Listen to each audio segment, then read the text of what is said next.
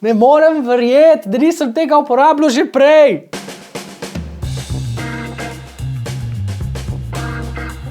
V 9 urah, razporejenih čez 10 dni, to je zvezdica v naslovu, da ne bo nesporazumov, sem se naučil 625 novih švedskih besed. Z naučil mislim, da vem, kaj pomenijo, relativno kako se izgovorijo in kako se napišejo. Če vas zanima, kako sem se tega lotil, potem ste na pravem mestu. Rad bi vam predstavil Spaced Repetition System in njegovo konkretno uporabo, v mojem primeru v programu Anki. Ampak gremo od začetka. Ljudje pozabljamo. S tem se je precej časa ukvarjal tudi psiholog Hermann Ebbinghaus, ki je ugotovil, da smo v tem res dobri. Tok dobri, da je pozabljanju namenil posebno krivuljo, ki kaže, kako hitro pada zmožnost priklica naučenega skozi čas. Če ta krivulja drži, jo boste naslednji teden najbrž pozabili. Grozno, ne? Najboljše orožje, ki ga imamo proti tej strmini pozabe, je pametno ponavljanje.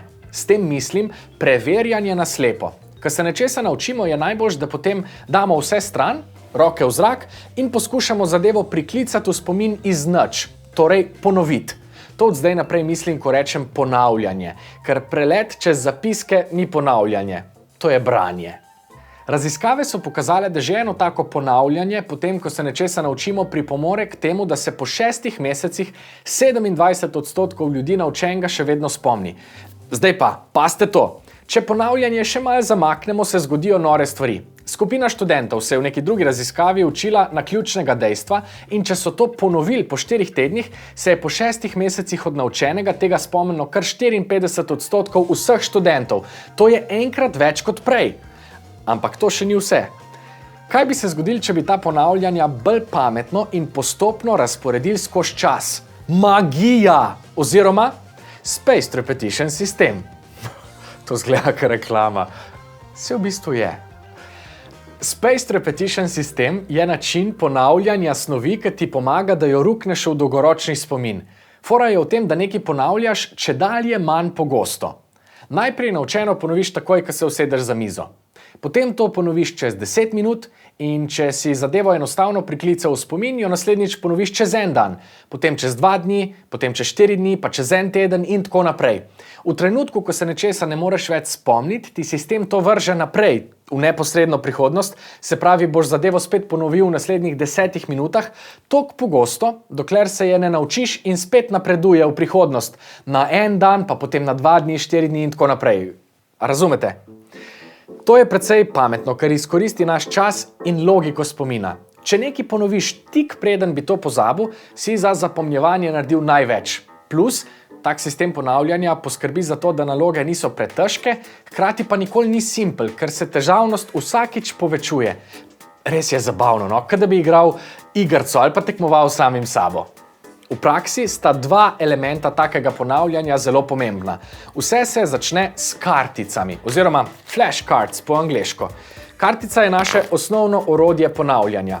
Na prvi strani nas vedno po nečem sprašuje, na drugi strani pa je odgovor, ki ga iščemo. Zdaj naša naloga je, da prikličemo drugo stran, preden kartico obrnemo. Simpel. Če ne vemo, obrnemo kartico, se tega spomnimo in se posipamo s pepelom. Za delo s Spaced Repetition sistemom je treba najprej snov pretopiti v te kartice, potem pa kartice ponavljati s pravimi intervali. To lahko delamo analogno ali pa digitalno. Jaz sem izbral digitalno varianto, ker omogoča tudi zvočne posnetke, ker lahko računalnik vedno vzamem s sabo in ker se v gruči kartic nič ne zmeša. V mojem primeru je bilo to torej 625 najpogostejših besed v švedščini. Po predlogu knjige Fluent Forever sem delal 3 tipe kartic in sicer ene, ki so me spraševale, kaj je to po švedsko, druge, ki so me spraševale, kaj to pomeni in tretje, kako se to napiše. Boste videli kmalu. En pomemben del procesa je ustvarjanje kartic. To je čas, ko se snovito učimo. Poglejmo en primer, če bi recimo delal analogno kartico za besedo morje. To je hov. Hov. Ko se določene besede učimo, je fino, če jo uspemo povezati s čim več osebnih asociacij, jo razstaviti na posamezne dele, si konkretno predstavljati čim več materijala okrog te besede in asociirati na zven, na sestavo besede, narediti zanimivo podobo, domišljijsko, skratka. Uporabimo našo glavo, našo domišljijo, da si to usidramo v spomin. Ker to naredimo, je kartica pripravljena za ponavljanje. Dajmo pogledati torej have.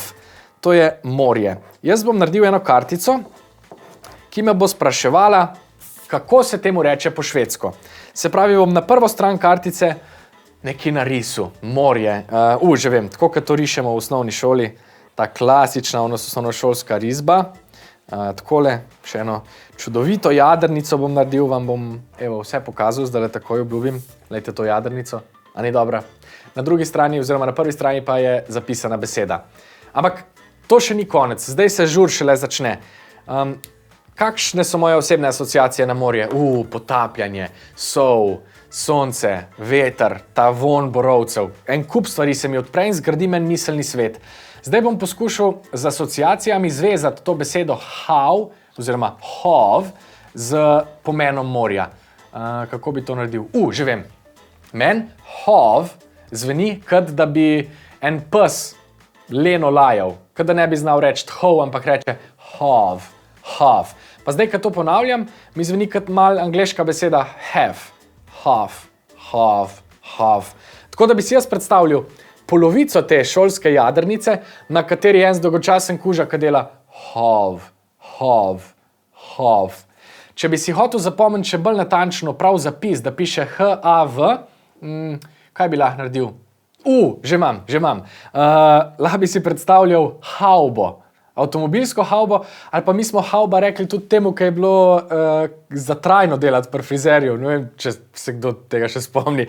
Ampak, lahko bi na tega psa dal še to napravo za havbo, zdaj pa imam popolno sliko. Vem, kako se zapiše, vem, kako se izgovori, vem, kaj pomeni zmaga. Jaz sem mislil, da bom teh 625 oziroma 625x3 kartic sam naredil v programu Anki. To bi bilo najboljše, ker bi se že takrat naučil besed, potem bi jih pa samo ponavljal. Ker sem preambiciozen in ker sem si za to dal en teden, sem videl, da nimam šans. Da sem naredil 20 digitalnih kartic, sem potreboval en dan in tretji dan sem videl, da to ne bo šlo. Pol sem malo brskal po netu in našel sem že pripravljen paket teh 625 besed s 3 tipi kartic za vsako besedo. Delal sem malo drugače, ker zdaj za učenje kartic nisem imel možnosti med tem, ko sem jih delal. Jaz sem odprl program, noter uvozil to knjižico in začel ponavljati, v resnici sem se jih pa tudi sproti učil.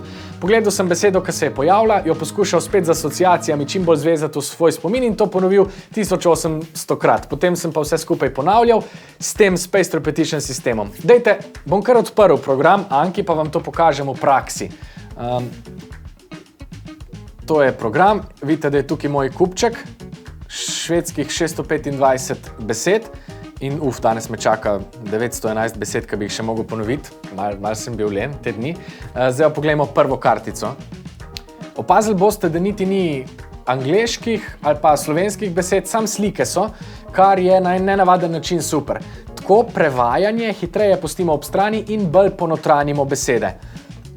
Kaj pa je tole? Profil ali pa obraz?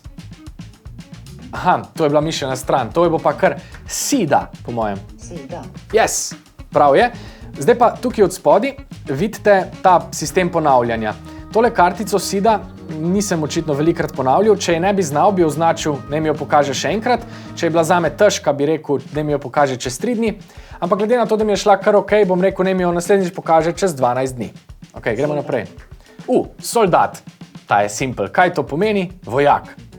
Ja, vem, dajte mi jo pokazati, ker je bila res simple, kar čez 29 dni. Bom riskiral, samo enkrat se živi. Vor. Takole bo, pa na A-ju bo preglas. Ta krogec, yes. To je v redu. Rečemo good. Ven. Tole se zapiše tako, spet je na A-ju preglas, ampak ne da se mi jih tipkati, me bo program opozoril na to. Yes. Ven. Tretjo, čakajte, to je pa 30. Je? Yes, 30. Ok, to bom tudi označil kot good. Snap je hiter. Yes, prav imam. To mi je šlo tudi kar v redu. Kaj pa je že to? To je bila juha. Ja, juha. Sopa. Yes, dober. Tole bom dal, good, to bom dal tudi good. In tako naprej, da ne bom zdaj tukaj ponavljal nedogled. Upam, da ste videli glavni sistem. Nitjo et je tole, a je? Yes, je. Ja, le, ne moram nehati. Dejansko je zasvoljivo, zato ker ti kar naprej daje ene take male, drobne igrice in te tiza, če boš znal to ponoviti in tako naprej in tako naprej. Glavna fora je v teh gumbih od spodaj, ki ti to razporejajo, glede na to, koliko dobro nekaj obdržiš v spominu. Zame pa je zdaj glavni izziv, če bom vse te besede obdržal v spominu še naprej. Se pravi, najprej en teden, potem en mesec in še dlje v neskončnost. Tukaj pa to ponavljanje postane žur in bojim se, da sem našel svojo drogo. Odločil sem se tudi, da opuščam ta prvotni plan 5 tednov, ker mi je bolj rezultat, torej to, da se čim hitreje naučim švedsko, pomembno naučiti se dobrega pristopa za učenje jezikov. To vem, da mi bo prišel prav povsod. 2 reči sta bili noro priročni v tem tednu in sicer spletna stran forvo.com, kjer lahko poslušaš posnetke besed v tujih jezikih, in pa tale švedski slovar, ki ima prav tako posnetke besed in fonetične zapise. Če vas še karkoli zanima, napišite to v komentarje, z veseljem odgovorim. Ziher nisem izčrpno pokril vsega, ker se tudi jaz učim tega Spaced Repetitiona, tega programa in vsega, tako da se veselim debate v komentarjih in se vidimo naslednjič.